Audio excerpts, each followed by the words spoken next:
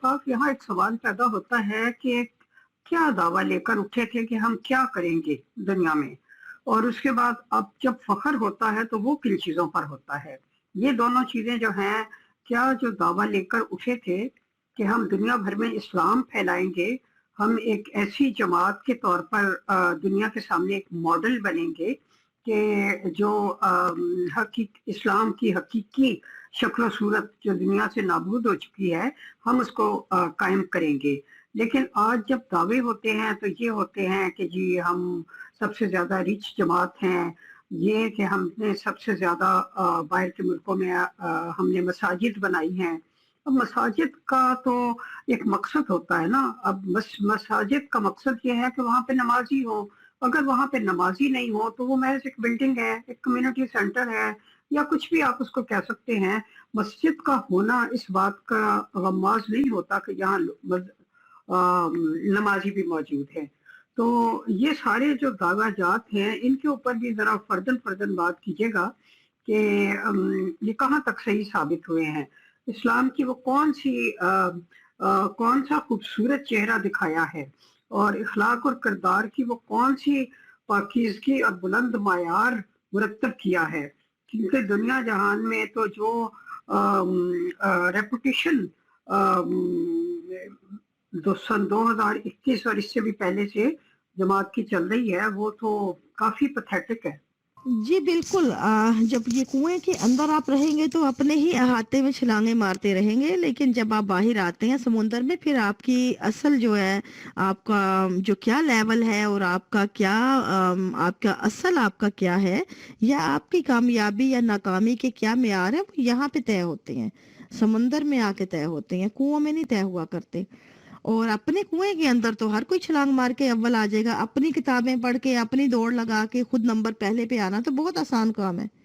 असल बात यह है कि आप जरा मैदान में, खुले मैदान में आए, बाकियों के साथ दौड़ें, खुद को मुकाबले पे आए, फिर बात करें। वहां पे हम सिफर हैं, किसी भी एंगल पे देख लें।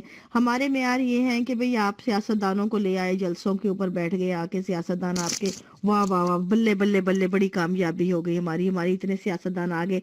जस्टिन ट्रूडो ने आके नारा लगा दिया है अहमदियत जिंदाबाद का, तो बड़ी बड़ी जी बड़ी अजमत हो गई।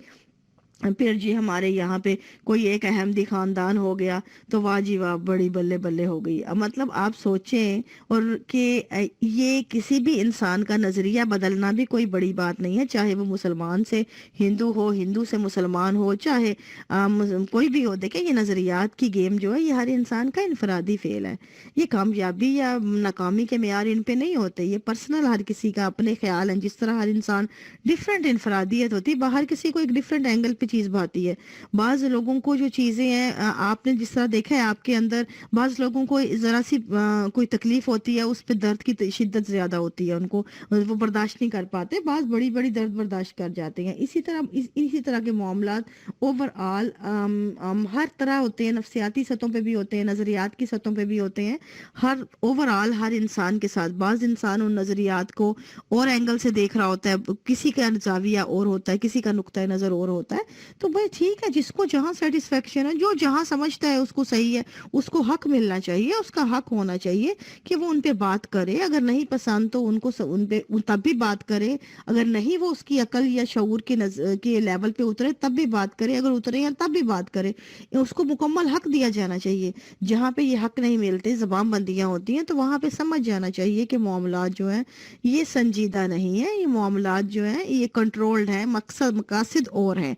मुकासिद इंसानी नहीं है, मुकासिद जो है वो कारोबारी हैं। ये जो आपने मसाजिद की बात की है, मैंने हमेशा इसकी मुखालफत की है, इसलिए कि मैं मसाजिद के हक में ही नहीं हूँ। सिंपल बात इतनी है, मेरा अगर खुदा आपका है, मेरा खुदा है, या मेरा खालिक है, या आपका खालिक है, हाँ, उसको मुझे क्या जरूरत पड़ी है कि मैं आलीशान कारपेट के ऊपर और आलीशान महल नुमा मस्जिद के ऊपर जाके, क्या खुदा वहां पे ज्यादा सुनता है? भाई जिस खुदा ने मेरा दर्द सुनना है, मेरी तकलीफ, मेरी अजियत का अजाला करना है, तो वो मेरी सूखी मट्टी के ऊपर भी जो होगा ना, मैं सजदा करूंगी, उसको मेरे दिल की हालत का पता होगा और वो वहां पे सुनेगा। मुझे आलीशान कारपेट नहीं चाहिए, वो आलीशान कारपेट्स खास तौर पे जो जिनके अंदर लहू हो, उन लोगों का जो मजबूर हैं, बेकस हैं, जिनके अंदर से जिनका बच्चों के पेट काट काट के चंदे लिए जाएं और आलीशान मसाजिद तामीर की जाएं। किस लिए? ये मुगलिया दौर ने जो निशानियां छोड़ी थी ना, बड़े बड़े महल, बड़े बड़े आलीशान महल इमारतें, ये वो सोच है जो जमात अहमदिया ने अपनाई है। ये मुगलिया सोच ने, देखें इंसान की सोच अपनी अपनी है। एक तरफ सोच है मुगलिया दौर के थे जिन्होंने बड़े बड़े महल छोड़ गए, आज कहाँ है वो महल? कोई है उनकी कोई निशानी आपको बची नजर आती, सिवाय ये कि वो खंडरात के घर बने हों? दूसरी तरफ आप ये देखें कि वो भी लोग थे जो उन्होंने मुट्ठी भर मुल्क है ना, यहूदी जिनको बड़ा बुरा भला कहते हैं सारे, उन्होंने अपने मुल्क में हर गली हर मोहल्ले में उन्होंने स्कूल और यूनिवर्सिटियां कायम कर दी। क्या बना? उनकी उनकी नस्लें कहाँ की कहाँ पहुंच गईं। इसे कहते, उन्होंने लाइब्रेरियां कायम की। इतनी लाइब्रेरियां, इतनी यूनिवर्सिटियां सिर्फ इसराइल में हैं जो दुनिया भर में नहीं है उतनी। आपको पता है इस बात का? ये मानी हुई हकीकत है। सिर्फ एक मुट्ठी भर मुल्क के अंदर इतनी लाइब्रेरियां और यूनिवर्सिटियां हैं जितनी पूरी दुनिया के मुकाबले में नहीं है। तो भाई सिंपल बात इतनी है कि जहाँ पे ये हर किसी का अपना अपना शऊर है, अपनी अपनी फिक्र है। मैं यहाँ पे मजहब की कोई गेम प्ले नहीं कर रही, या उसका नहीं, मैं कि नजरियात का खुदा के नहीं मैं भेदभाव कर रही, मैं सोच की बात कर रही हूँ। उनकी सोच अपनी थी, इनकी अपनी थी। वहां पे उन्होंने, मुगलों ने अगर महल बनाए, इन्होंने जमात अहमदिया ने मसाजिद बनाई। ये अपने देख लेंगे, कोई दुनिया में पहले भी लोग थे जिन्होंने महल छोड़े थे बड़े बड़े, सिर्फ फर्क क्या था? बड़े बड़े महल थे, यहाँ बड़ी बड़ी मसाजिद है। खंडर इन्होंने भी बनना है, खंडर वो भी बन गए थे। लेकिन जिन जहनों से, जिन लाइब्रेरियों से, जिन यूनिवर्सिटियों से दिमाग बड़े बन के निकले हैं, वो कभी खंडर नहीं बनते। वो खंडरात को आगे से वो तब्दील कर देते हैं बड़े बड़े दिमागों में। आप देखें क्या उन कहाँ से कहाँ पहुंच गई वो, उनकी नस्ल और उनका जो उनकी कौम थी। किस लिए? सोच की बिना पे। असल बात है सोच, क्या सोच आप दुनिया को दे रहे हैं। और फिर देखें मसाजिद जो बनाई जाती है कितनी, 50 मिलियन की, 60 मिलियन की, 80 मिलियन की। आप वादे करें इन चीजों के लिए और फिर उन पे अतराना है, जबकि इस पे तो शर्म से डूब मरने का मुकाम है। मैं कहती हूँ एक मीनारा तोड़े और वहां पे 50 अगर फैमिलीज उसकी जगह, घर जो भूखी है ना, उनको अगर दिन भर का खाना मिल जाता है ना, वो एक मस्जिद की गुंबद से कहीं ज्यादा अफजल है वो मेरी नजर में।